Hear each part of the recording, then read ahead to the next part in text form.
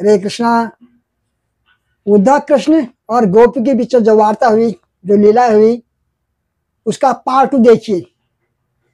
ये पार्ट 2 देखने से पहले आप लोग पार्ट 1 देखिए, जो अभी पिछले हफ्ते डाली हमने, बीच में टाइम नहीं मिला। तो अभी अब उद्धव ज्ञान का भंडार लेके गए थे गोपियों को समझाने के लिए। मैं उनको समझाऊंगा आत्मा क्या है, भगवान क्या है, परमात्मा क्या है, ये सोच से बोल कह के बोल के गए वो कृष्ण को। और वहां से जो आ रहे प्रेमी बन के आ रहे हैं, ज्ञान का पोटी सब शून्य हो गया है। अब वो कहाँ आने वाले हैं? मथुरा को आने वाले हैं, क्योंकि मथुरा से वृंदावन गए ना। वो आगे की लीला देखिए, कंटिन्यू। जी महाराज रोते बिलखते वृंदावन से मथुरा को जा रहे हैं। भिक्षु और ब्रजवासियों को बार बार हृदय से लगा रहे हैं, बार बार सबको दंडवत प्रणाम कर रहे हैं और पैदल ही चल रहे हैं। बैलगाड़ी छोड़ दी उन्होंने इसमें। उद्धव महाराज मथुरा को चल दिए, रथ में नहीं गए इस बार। और जैसे ही मथुरा पहुंचे, ठाकुर जी के भवन में प्रवेश किया, भगवान कृष्ण अपने आसन से खड़े हो गए। बोले, अरे मेरा उद्धव आ गया है, मेरा उद्धव आ गया है, मेरा प्यारा उद्धव आया। लेकिन उद्धव जी तो क्रोध में भरे हुए थे, वह ठाकुर जी के गले नहीं लगा और ठाकुर जी के हाथ पकड़कर खींचने लग गया।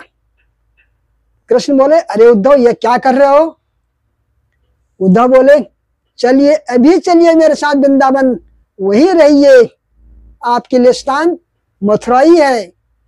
द्वारका बैकुंठ ये आपका योग स्थान नहीं है, केवल वृंदावन ही आपका योग स्थान है।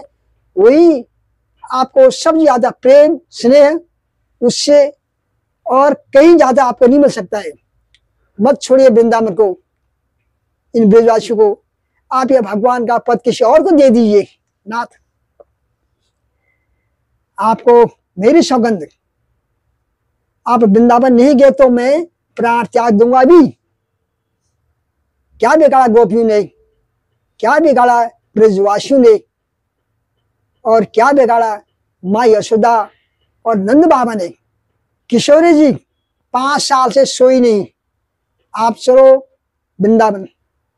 ठाकुर जी ने उद्धव को कसकर हृदय से लगाया और बोले, उद्धव तू ज्ञानी था, तू विरक्त था, तू श्रेष्ठ था। मुझे तुमसे इतना प्रेम था कि मुझे बस एक ही शिकायत थी तुमसे, तू प्रेमी कब बनेगा। और इन 6 महीनों में मेरा उद्धव प्रेमी बनकर आ गया।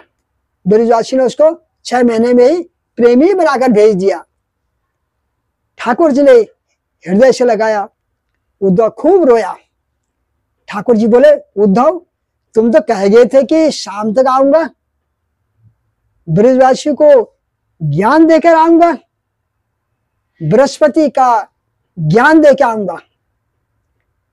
ब्रह्म क्या है, परमात्मा क्या है, आत्मा प्रकृति क्या है, ये क्या होता है, ये सब बताए के आऊंगा। कृष्ण कहते हैं, उद्धव थोड़ी देर अपने नेत्र बंद कर लो। जैसे उद्धव ने नेत्र बंद किए, थोड़ी देर बाद भगवान बोले, उद्धव नेत्र खोलो।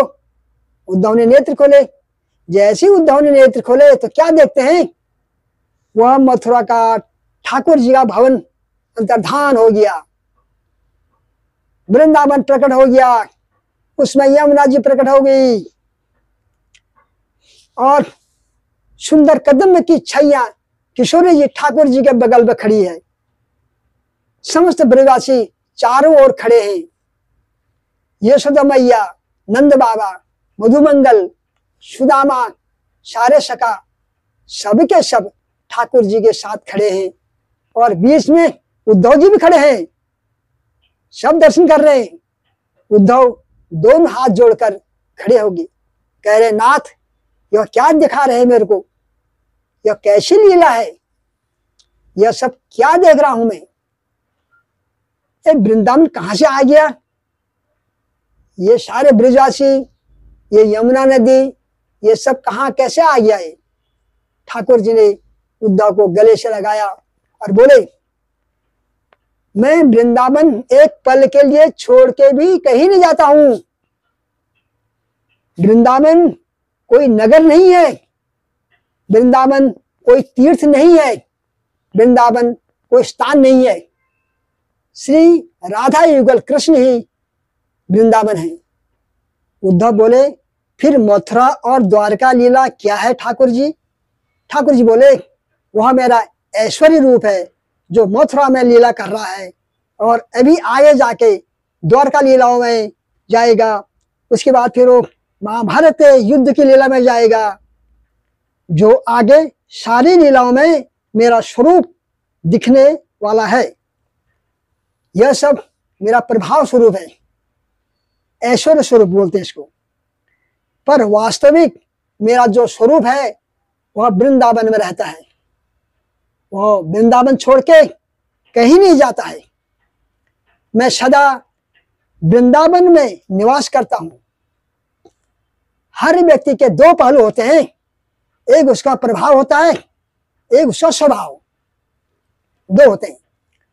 ठाकुर जी ने दोनों को अलग अलग कर दिया। प्रभाव वाले ठाकुर जी पूरे ब्रह्मांड में भ्रमण कर रहे हैं, ज्ञान दे रहे हैं, सुदर्शन चक्र घुमा रहे हैं। लेकिन स्वभाव वाले कृष्ण, प्रेमी वाले श्री कृष्ण, मधुर बंशी बजाने वाले श्री कृष्ण, ब्रजवासियों के घर से माखन चुराने वाले श्री कृष्ण, गायों को चराने वाले श्री कृष्ण, वह कृष्ण तो वृंदावन छोड़ के कहीं नहीं जाते हैं। हे उद्धव, मैं सदा ब्रज में ही रहता हूं और प्रत्यक्ष दर्शन मेरा असंभव है, क्योंकि वृंदावन का प्रत्येक कण कण मेरा स्वरूप है। एक एक वृक्ष मेरा ही स्वरूप है।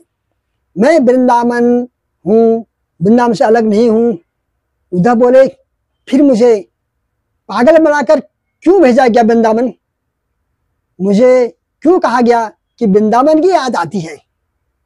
आप ही वृंदावन है, वृंदावन आप में है, तो क्यों मेरे साथ ऐसी लीला की? सब ग्वाल बाल आप ही में है, विद्यमान है, तो मुझे क्यों भेजा वृंदावन?